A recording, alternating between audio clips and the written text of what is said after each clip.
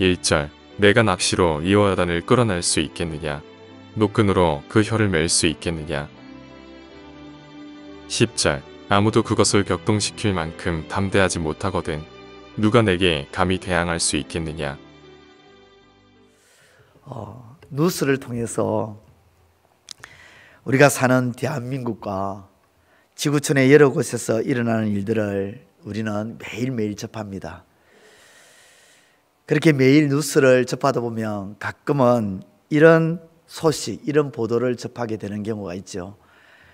어떤 것이냐면 어느 한 마을에 괴 생물체가 나타났다는 그런 소식을 접할 때가 있습니다.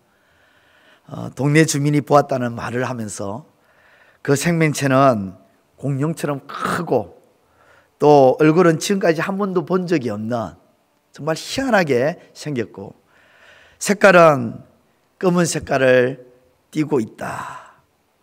그렇게 이야기를 하죠. 그러면 생물학자는 지금까지 학계에 보고된 바가 없다는 식으로 또 보도를 합니다. 제가 어떤 뉴스거리 하나를 봤는데요. 영국의 한 남성이 부탄에서 눈 위에 발자국을 언급하면서 이것은 전설의 생명체 서린이라고 그렇게 언급하면서 전하지만 여전히 미확인 괴 생명체라고 그렇게 보도를 합니다. 그러한 소식과 보도를 통해 우리는 과연 그런 생명체가 있기는 한 것일까 하는 생각을 하게 되죠. 그러나 중요한 것은 그런 생명체가 없으면 아무 문제가 되지 않겠지만 만약 그런 생명체가 존재한다면 그건 하나님께서 창조하신 피조물이라는 사실입니다. 피조물이라는 사실. 다른 것이 없어요. 없으면 그뿐이지만 있다 하면 하나님께서 창조하신 피조물이겠죠. 물론 아직까지 인간에게는 알려지지 않은 학계에는 보고되지 않은 생명체가 존재할 수도 있습니다. 존재하든 존재하지 않든 그것이 중요한 것이 아니라 존재하는 이 세상의 모든 생명체들은 하나님께서 창조하신 피조세계의 한 일원이라는 사실을 우리는 잊으시면 안 된다는 사실입니다. 오늘 우리가 읽은 이 본문에 보면 그 당시 욥이 살던 그 당시 수많은 사람들에게 공포의 대상이 되는 존재가 있었습니다. 그것은 바로 리워야단이라는 생명체입니다.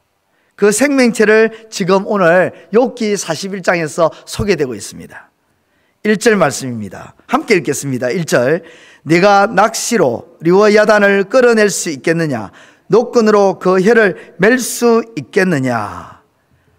리워야단이라는 생명체를 소개하고 있는데 여러분 성경각주를 보면요 이렇게 표현되어 있지 않습니까?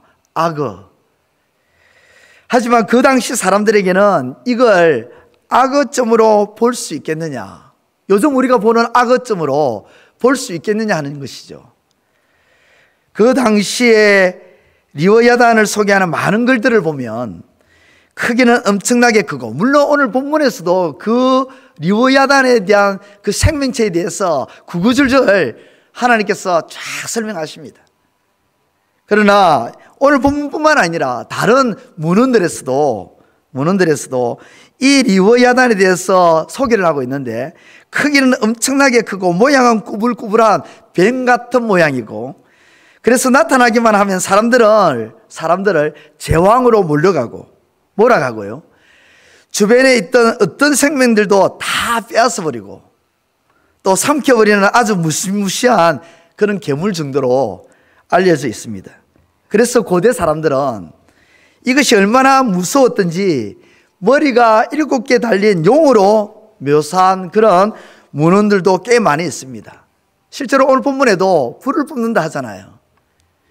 유럽권에서는 같은 발언이지만 레비아탄이라 하기도 하고 리바이든이라고 그렇게 표현하기도 합니다.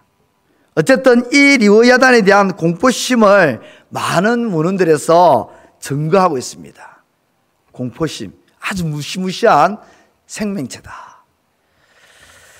이 리워야단이라는 이 생명체가 하나님께서 창조하신 피조물이긴 한데 어떤 것보다도 무시무시하고 사람들이 절대로 길들일 수 없는 생명체로 하나님께서 언급하고 있다는 것입니다.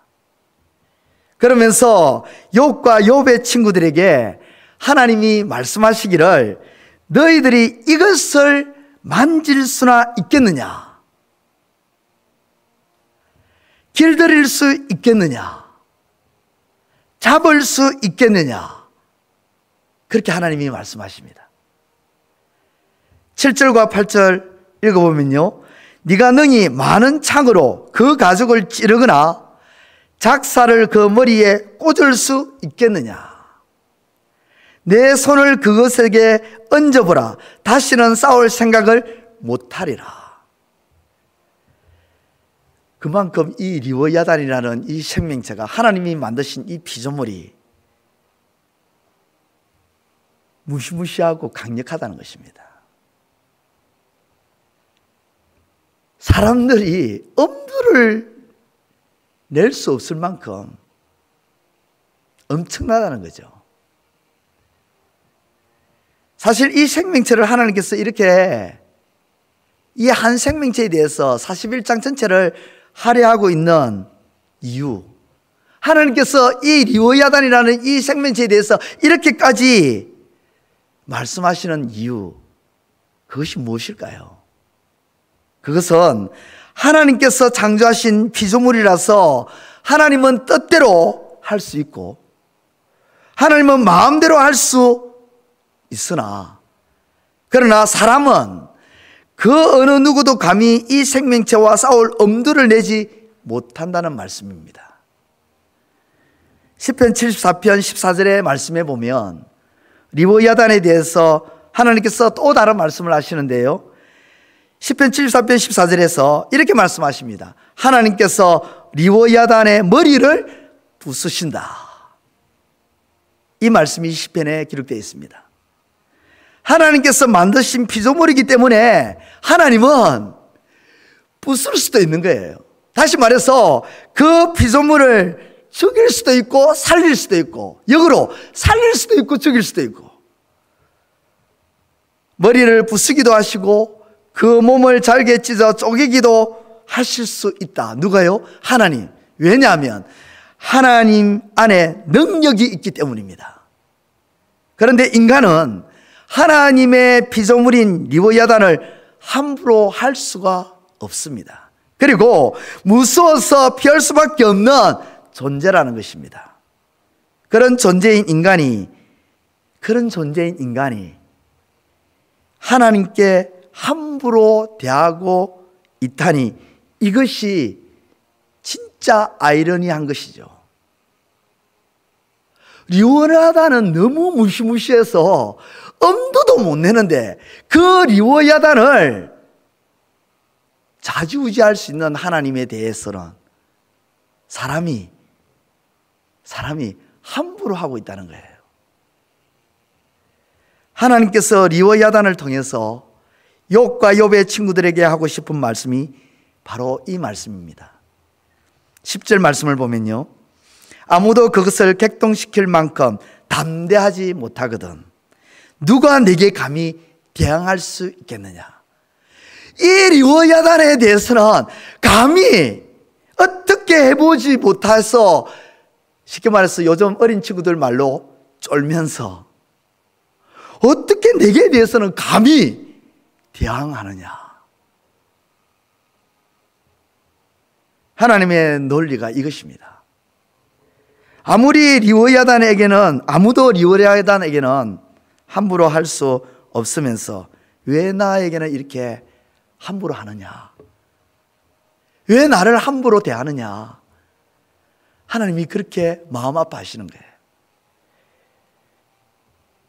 욥이 하나님께 터집잡고 욥이 하나님께 원망하고 불평을 했습니다. 하나님, 왜 이렇게 나에게 하시는 모든 행동들이 불공평합니까? 나는 이렇게 선하고 귀한 길을 걸어가고 있는데 하나님, 나에게는 왜 이런 고난과 고통을 주십니까? 하면서 온갖 말로 하나님을 원망하고 불평했던 욥이었고, 욥의 친구들은 자신들의 그 모자란 지식으로 하나님에 대해서 다 안다고 이러쿵저러쿵 자랑했던 사람들이었습니다. 그런데 그런 욥과 욥의 친구들조차도 하나님의 피조물인 리워야단을 함부로 잡을 수도 없고 그 앞에 가면 무서워서 벌벌 떨고 도망가는 존재에 불과하다는 말씀입니다. 사실 이것은요, 욥이나 욥의 친구들뿐만 아니라 오늘 우리도 이런 오류를 범하는 것입니다. 이런 오류 속에 살아가고 있다는 거예요. 하나님이 창조하신 피조세계 그 어떤 것조차도 우리 인간은 100% 다 아는 것 아무것도 없습니다. 제대로 다 아는 것이 없다는 것이죠. 어중간하게 알고 있는데 아무리 작은 생명체라 하더라도 그 생명의 신비에 대해서 우리 인간은 모든 것을 다 알 수가 없습니다. 그 어떤 작은 생명의 신비로움조차도 다 안다고 할 수가 없어요. 그리고 무시무시한 생명체의 그 파괴력을 인간은 감당할 수가 없는 것입니다.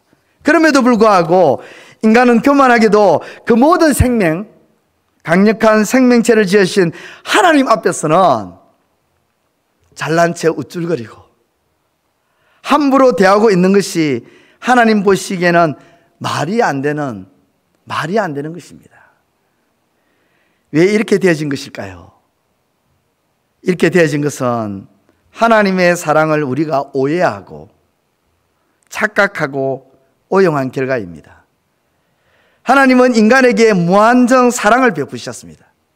그리고 지금도 베푸고 계시고 앞으로도 베푸실 거예요. 그 사랑은 끝없는 사랑입니다. 그렇다고 해서 하나님이 멸시를 받아야 되느냐? 아닙니다. 하나님이 무시를 받아야 되는 존재냐? 아닙니다. 우리가 함부로 대해야 되는 그런 존재냐? 아니라는 거예요. 부모가 자식에게 어떻게 대합니까? 무한정 사랑을 베풀어주는 식으로 대하지 않습니까? 그렇기 때문에 자식의 입장에서는 이 부모님이 너무도 귀한 부모입니다. 하지만 자녀들은 어떻게 합니까? 부모를 무시할 때 있죠. 그죠? 부모를 없이 여길 때가 있고 부모를 가볍게 여길 때가 있고, 그럴 때 부모들은 어떤 마음이 될까요? 자녀를 두신 부모님들, 이미 성장했던 자녀들을 둔 부모님들 아마 한 번쯤 그런 경험이 있을 거예요. 속이 상하지 않습니까? 때에 따라서는 화도 나잖아요. 그런 부모님이 업신여김을 당하거나 함부로 여김을 당할 존재가 아니라는 것이죠. 같은 이치입니다. 우리는 하나님의 사랑과 동시에 하나님을 경외하는 경외심이 마음에 함께 있어야 될 줄 믿습니다. 우리가 하나님과 함께 살아가면서 이 땅을 하나님께서 지으신 피조물로 살아가면서 하나님에 대해서 조심스러워하는 마음가짐, 그리고 하나님에 대해서 겸허한 그런 마음가짐, 주의 성전에 올라올 때에도 하나님 앞에 옷깃을 단정스럽게 하고자 하는 그런 마음, 우리가 하는 모든 말과 행동들 하나하나 눈에 보이든 보이지 않든 하나님께서 보고 계시고 듣고 계시다는 그 마음가짐, 그 마음과 함께 살아가야 될 줄 믿습니다. 그렇지 않으면 우리는 하나님의 사람을 잘못 착각하고 오해하고 오용할 수가 있다는 것입니다. 그리고는 하나님의 그 극진하신 사랑을 잘못 받아들여서 그 사랑을 오히려 터집을 잡고 그 사랑을 원망하고 불평해서 하나님께 오늘 본문에 나오듯이 이렇게 하나님의 마음을 안타깝게 만들고 오히려 하나님으로부터 책망받을 수 있다는 사실을 꼭 기억하시기를 우리 주님의 이름으로 축원드립니다. 오늘 하루를 살아가시면서 하나님은 우리의 경애를 받기에, 존귀와 영광을 받으시기에 부족함이 없는 아버지이심을 기억하시고, 동시에 하나님은 사랑의 하나님이라는 사실을 붙들고 기억하면서 복된 하루를 살아가시는 저와 여러분들의 삶이 되시기를 우리 주님의 이름으로 축원드립니다. 기도드리겠습니다. 하나님, 이제 오늘 받은 말씀으로 함께 기도하겠습니다. 세상에 존재하는 모든 것은 하나님의 피조물이며 하나님의 능력 안에 있음을 잊지 않게 하소서. 우리에게 끝없이 사랑을 베푸시는 하나님을 함부로 대하거나 무시하거나 경거문동하지 않고 경외하는 마음을 늘 가지게 하소서. 함께 기도하겠습니다.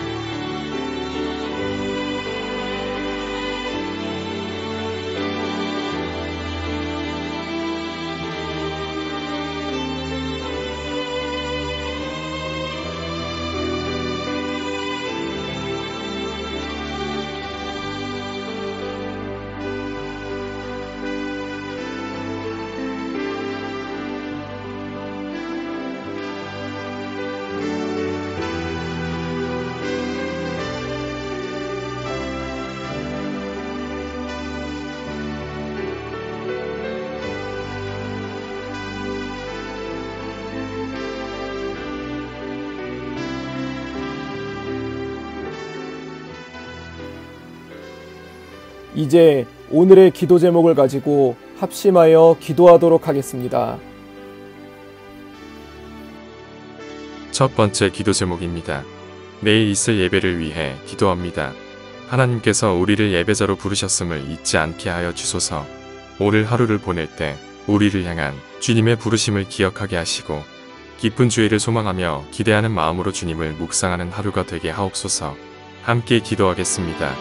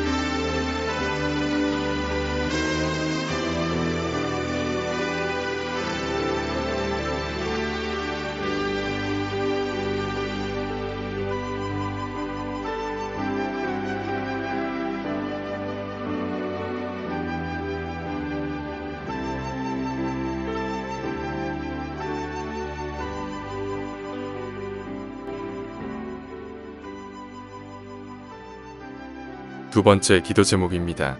유초등부 해피데이를 위해 기도합니다. 어려운 시기에 우리 아이들이 친구들을 초청하는 날이 드디어 하루 앞으로 다가왔습니다. 아이들이 품은 영혼들의 발걸음을 인도하여 주시고 귀한 사역에 동참한 우리 아이들에게 주님의 축복이 가득하게 하옵소서. 함께 기도하겠습니다.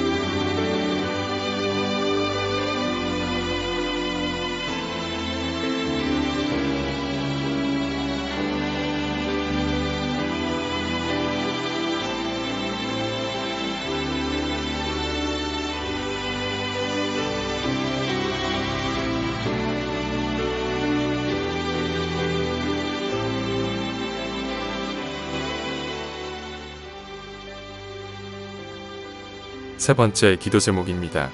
다가오는 승천절 예배를 위해 기도합니다.